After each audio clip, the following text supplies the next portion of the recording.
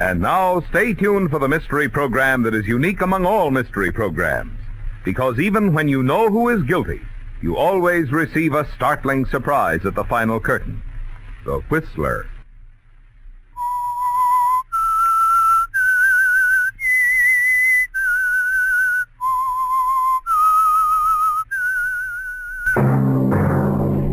Invite you to sit back and enjoy another strange story by The Whistler.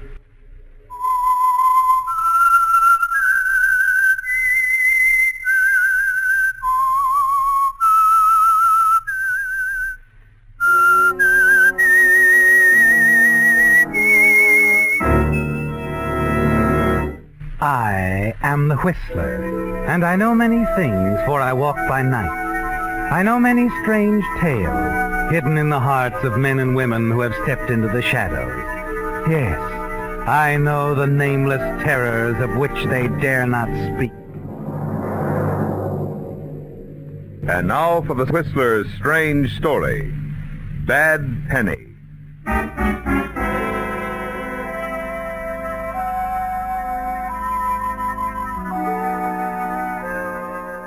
A cold rain whipped the windshield of the slowly moving car.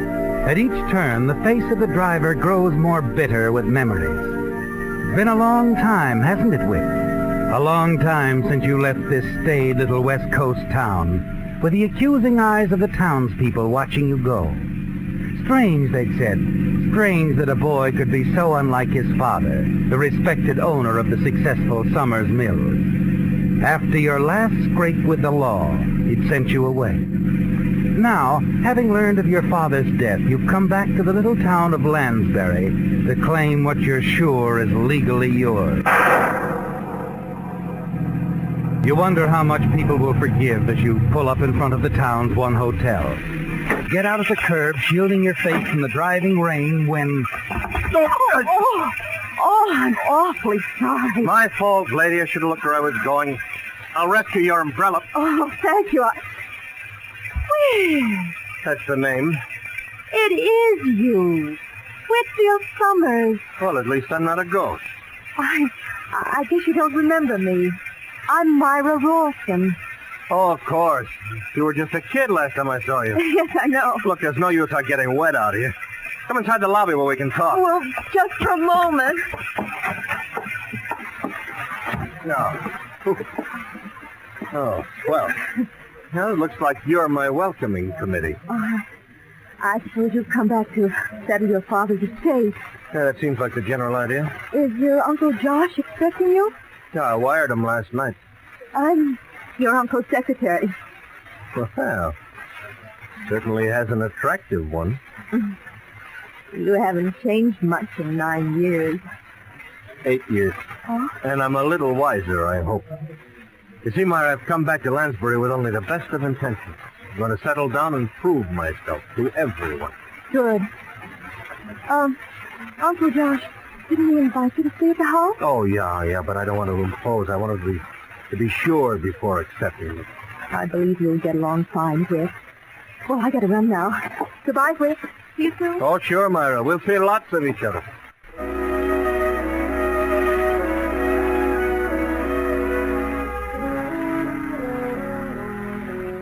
Yes, Whit, Myra is interesting, isn't she? But during the night, you begin to wonder about Uncle Josh, a stern, unyielding man. It was he who had urged your father to disinherit you that dark moment in your life 8 years ago. But you're certain your father didn't take that final step, and that there's little Uncle Josh can do now to jeopardize your position. The next morning, as you enter his office, you're not surprised at his greeting. Well, Whit, so the bad penny comes bouncing back. Uncle Josh, I want you to know that I've come back determined to make a new life for you and forget the past. I'm relieved to hear that, and we're going to give you the best opportunities to prove it. Oh, come in, Jimmy, come in. I believe this is what you wanted, Mr. Summers. Thank you. Whit, I want you to meet Jimmy Bentley. Jimmy, this is Whitfield Summers. How do you do? Welcome back, Mr. Summers. Oh, just call me Whit. Okay. We've heard a lot about you, Whit. Say, come to think of it, don't I remember you? Perhaps. Your father took me into the company several years ago. I owe everything to him. Your father financed Jimmy's education, Whit. He regarded Jimmy almost as a son, since his own son seemed to have deserted him. Well, I'm glad he had someone. But what's all this leading to? The papers Jimmy brought me are your father's last will and testament. Of course, you are interested. Naturally, Uncle Josh. You're very fortunate, my boy. Your father left his entire holdings to you. That's no surprise. Well? But let me call your attention to this clause. And please listen carefully so there'll be no misunderstanding. However, until such a time as my son proves himself a competent person according to the provisions, I do hereby name Josh Summers as sole executor of my estate. So Father named you as executor? Yes, Whit, he did. Are you to have assistance in determining when I'm competent, Uncle Josh, or do you use your own judgment? The decision rests entirely with me. Until that time, the estate remains entirely in my hands. Well, then I guess I'll just have to prove myself to you. How long do you think that ought to take? It depends on you. But you can be certain I'll be fair, deserve your father's respect for my judgment. Oh, I'm sure you will, Uncle. Well, I guess that's that. Oh, if anything happens to me, who gets the mills, Uncle Josh? You? No, Jimmy Bentley here is next in line after you. Your father thought a great deal of Jimmy. He must have. Tough luck for you I came back, I guess, eh? Oh, no, I'm glad you're back. Really. It's what your father would have wanted. I'm glad you feel that way, Jim. Anything else, Uncle? No. I'm sure you'll want to start in at the mills just as anyone else. Be promoted on merit alone. Right. Let me know when you're ready to prove yourself.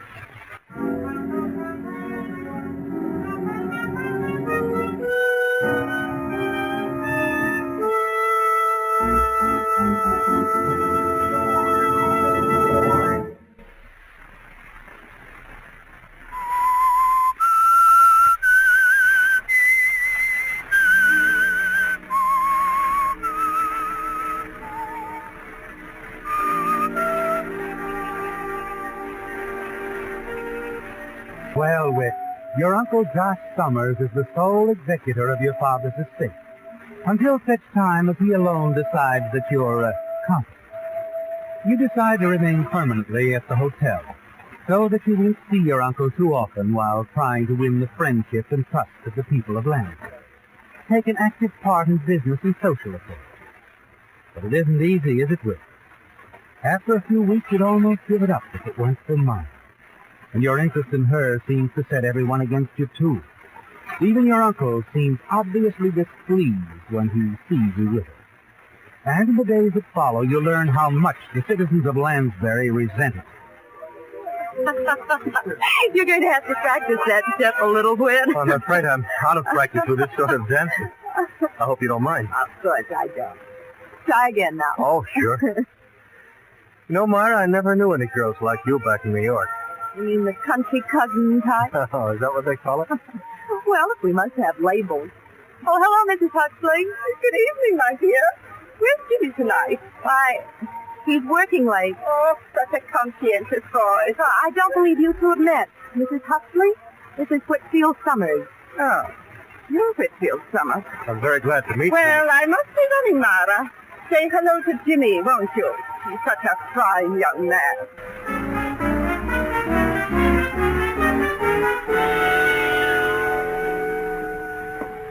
Mr. Loring? Yes? I've been referred to you as the president of the bank. I want to transfer my balance from New York, and as long as I'm going to live here, we might as well get acquainted. I see. And your name? Summers, Whitfield Summers. Whitfield Summers. Oh, yes. I saw you the other evening. You were with Jimmy Bentley, girlfriend Myra Rawson. Just a moment, please. I'll have one of the tellers take care of it.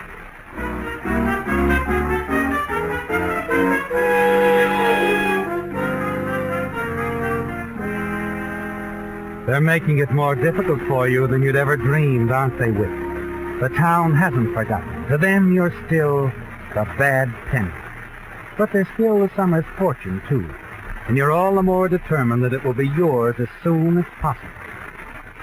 Then one evening at the office. Well, Whit, I see you're working late again this evening. Best way I know to learn the business from the ground up, Uncle Josh. I've admired your attitude lately. I know it hasn't been easy for you these past few weeks, Thanks.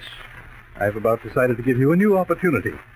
I need a man to spend a week up the coast to contact some bigger customers. Think you're up to it? Well, if you think so, there's nothing I'd like better. We'll discuss it later. Right now, I want to talk to you about something else. Come into my office, Fritz.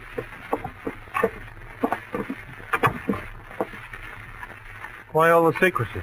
Jimmy Bentley is working here late tonight, too. Jimmy? Yes, I'll put it straight, Whit. Whit, people are talking. Have they ever stopped? You've been seeing a lot of Myra lately, haven't you? Why, yes. She's about the nicest person I've met in the whole town. My boy, Jimmy and Myra are practically engaged. Well, maybe so, Uncle Josh, but a girl has a right to change her mind. I was afraid you'd take that attitude. Now, Uncle Josh, there's nothing in the will that specifies with whom I fall in love. No, providing that it is love and not just a whim. You've been here a very short time, Whit. I'd have to feel a lot surer of you than I do to let you persuade Myra to break off our engagement. I wouldn't want to see Myra hurt. Now, look, Uncle Josh, if you think I'm out... Who is it? It's Jimmy, Mr. Somers. Just a minute. Come in, Jimmy. You might as well. We were discussing you and Myra. It seems I'm providing Lansbury with some real juicy gossip. Well, I'm sorry, Whit.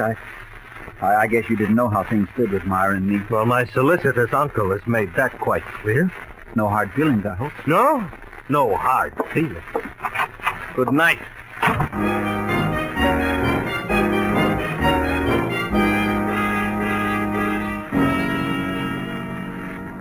It's infuriating, isn't it, Whit? You feel that your uncle has gone one step too far. You know that you've got to find a way to settle all this. But first you determine to have a showdown with Myra. You pick her up in your car and drive to a quiet spot outside of town, where you can talk. Now, why didn't you tell me, Myra? About Jimmy and me? Yeah. I didn't think it mattered at first. That first? Not to begin with. I just wanted you to be happy here when you came back. I knew that it would be difficult. Oh, thank you for the nice sisterly attitude. I'm afraid it isn't that anymore, but What? I think I've fallen in love with you. Myra. I guess I knew it would happen all along. Oh, why, baby? Tell me. See, when I was a kid, I had a terrific crush on a guy named Whit Summers. Even when he was going through all that trouble those 8 years ago. Oh, I wish I'd known it. I'm crazy about you, Myra. What can we do about it? Uncle Josh won't make it any easier for me if I see you again. He's not fair. He's old. Oh, I suppose I should feel sorry for him. He's sick. Twice this week I found him asleep with a burning cigarette on his ear. I'm very touched. I suppose you know he's sending me out of town for a week, just trying to separate us every chance he gets. Myra, what does the doctor say about Uncle Josh? Oh, he says the long hours at work at the mill have been too much for him. And the cigarettes. We're all afraid he'll start a fire in his den while he's asleep. You know, that could happen very easily, Myra. Very easily. Wait. What's to become of us? I don't love Jimmy anymore. Oh, darling, just trust me. We'll get out of this yet, you'll see.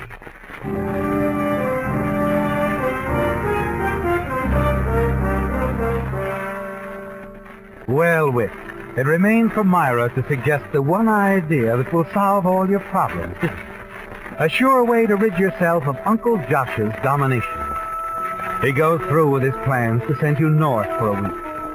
And the days alone give you a chance to think your plan through, weigh each possibility.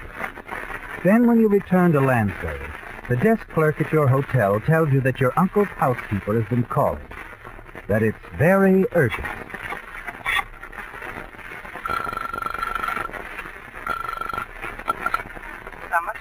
Oh, hello, Mrs. Adams. This is Whit. Oh, Mr. Whit, I've been trying so hard to get you. There's been an accident. What? Your uncle fell down from the steps this morning and fractured his hip. It's pretty bad, is it? Well, the doctor says he'll be all right if he keeps quiet. But he's flat on his back, unable to move without my help. Well, That's too bad. Can you put him on the phone? Sleeping now. Doctor says not to disturb him. But he's got a phone by his bed if you want to call him later on. I'll call him in a couple of hours. You've been very thoughtful, Mrs. Adams. Bye. And very helpful.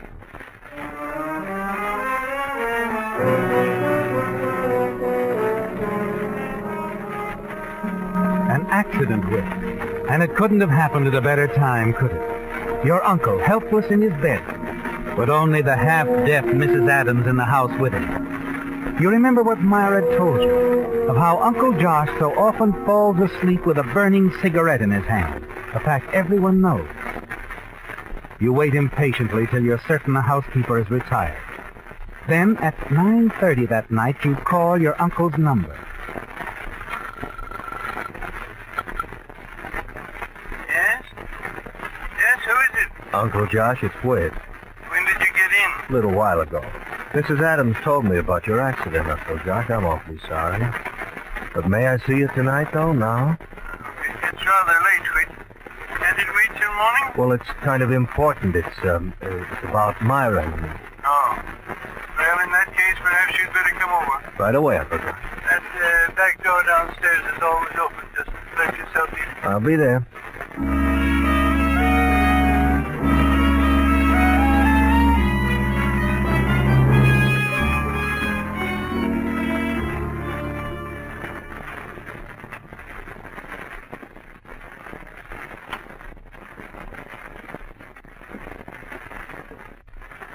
You awake, Uncle Josh? Huh? Eh? Oh, wait. Now, you wanted to tell me... Yes, Myra and I have talked it over, and we've decided you were right. I have no right to see her. Oh, I'm glad you feel that way. You have a lot of good qualities, Whit. You're stubborn, but all the Summers are. I'm anxious to see your report about that trip north. But that can wait until... Whit, are you listening? Oh, I'm sorry, Uncle. I didn't get much sleep last night. It was a long trip.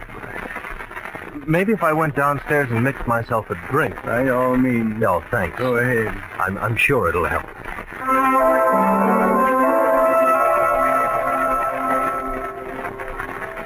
Yes, Whit, it will help. You take a long time downstairs making the drink. Also find it a good time to make certain Mrs. Adams isn't stirring about. Then you return to your uncle's bedroom, walking softly. Just as you'd expected. He's fallen sound asleep again. You touch his arm. Uncle Josh? Now's the time, isn't it, Whit? You place a burning cigarette on the ashtray near his bed. Drop a lighted match into the wastebasket nearby. Watch the flames reach to the curtains. And you slip downstairs silently and let yourself out the back door.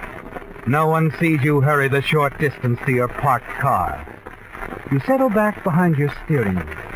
You wait only long enough to see the sudden reddening in the sky. And then...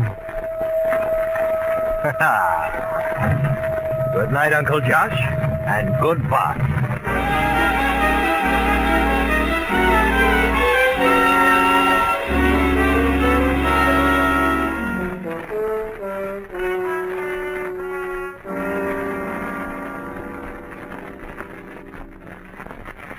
Well, I'd say that completes the investigation as far as the insurance company is concerned. Mrs. Adams, you say you warned the old gentleman about smoking in bed? Oh, yes, Mr. Wilcox. I understand he'd been warned many times before. Yes, it's a risky thing to do. The whole upper wing of the house completely gutted.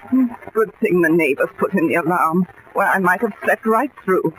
Poor old Mr. Summers. I'd say you're lucky to be alive yourself, Mrs. Adams. Yes, I would too. Now, let me see.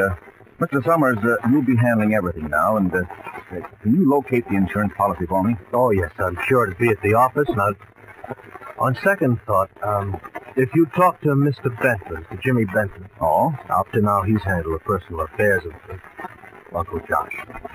You understand, I don't want to appear to take over so abruptly. Well, that's very considerate of you, Mr. Summers. Oh, I don't think so. And Jimmy's a good boy. Yes, well, where will I locate him? I'd like to finish things up and leave town tonight if I can. Well, Jimmy's probably at the office, and... No, this is Tuesday. I guess he's over at the Businessmen's Club. Thanks, I'll find him. And, Mr. Summers, you'll be hearing from me again on the settlement. Anything else that might come up. You've inherited quite a business, haven't you, Mr. Summers? Yes, I suppose I have. Good day, Mr. Wilcox. You want to get away from them, don't you, Whit? Mr. Wilcox, Mrs. Adams, and especially Jimmy Bentley. Yes. For the present, you're happy to let Jimmy handle all the details so that you'll be free for a most important meeting with Myra. You call her as soon as possible to arrange it. Hello? Myra, it's Whit. Oh, Whit.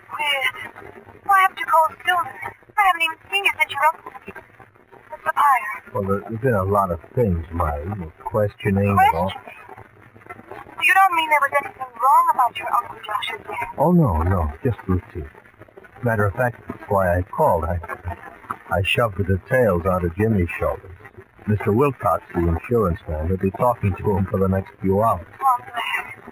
When you've been trying to see me, Jimmy, I just can't face it. I know, darling, but in a week or so, it'll be out in the open. You'll be married, and then... Whit!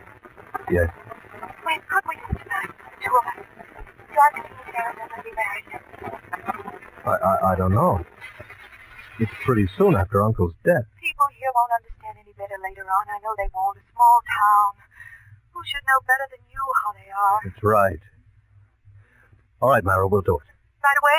Tonight? Tonight, yes. I'll pick you up at your place. Make it around 8. I'll have the house dark. Then in case Jimmy drops by around 7:30 like he usually does, he'll think I'm out and leave. Good idea. When you come, drive all the way back to the garage.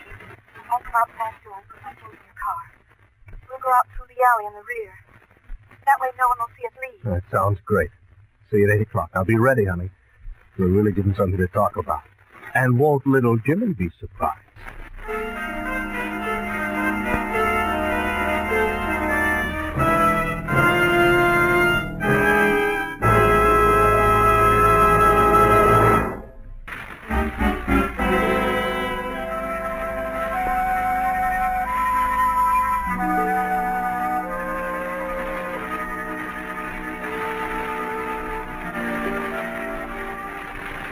As Whitfield Summers had promised, the town of Lansbury did have something to talk about. The murder of a prominent citizen. When the Lansbury police found the dead man in the wrecked car at the bottom of the cliff facing near the ocean, their first conclusion was that the victim had met his death as the result of an unfortunate accident, due perhaps to a mud shoulder on the road from the recent torrential rain. But next day at the coroner's inquest, unexpected testimony from an eyewitness revealed a startlingly different picture. You say Mr. Wilcox that you were trying to find Jimmy Bentley? That's right. Whit Summers told me himself to see Bentley regarding the policy covering the fire at Joshua Summers. I went to the Businessmen's Club and he just left. Later I went to his office. He wasn't there either. How did you happen to go to Miss Ralston's house last night? One of the girls in the office told me young Bentley was in the habit of calling on Miss Ralston every evening. Well, I decided to have dinner at the hotel and then take a cab out to her house. And is that what you did, Mr. Wilcox? Yes, sir. When I reached Miss Ralston's cottage, it was quite dark, so I rang the front door bell, but nobody answered. I figured nobody was in and started back to the cab. That's right, Mr. Coroner. I was waiting my cab for him. Proceed, Mr. Wilcox. Well, as I was walking toward the cab, I heard some sounds from the back of the house. I decided to take a look. When I got about halfway back, what I saw stopped me cold. I hid in the side doorway and watched. I saw a man and a woman carrying a body. As they opened the car door, the interior light flashed on, and I recognized this man and this woman. Now, this man got into the car with the body and drove away through the alley. Then this woman followed him in her car. Then what did you do? I notified the police. Thank you, Mr. Wilcox. With your evidence added to that of the police, I'm quite certain the jury will have enough evidence for an indictment of first-degree murder against Myra Ralston and Jimmy Bentley in the killing of Whitfield Summers. Do you care to make any statement, Mr. Bentley? No. You might as well admit it, Jimmy. Mr. Wilcox and the cab driver saw us. We've known you for a long time now. Why did you kill Whitfield, Tommy? Quite simple. Jimmy and I were in love. Jimmy was next in line for the summer's inheritance. And we decided that nothing, not even Whit Summers, was going to prevent us from getting it.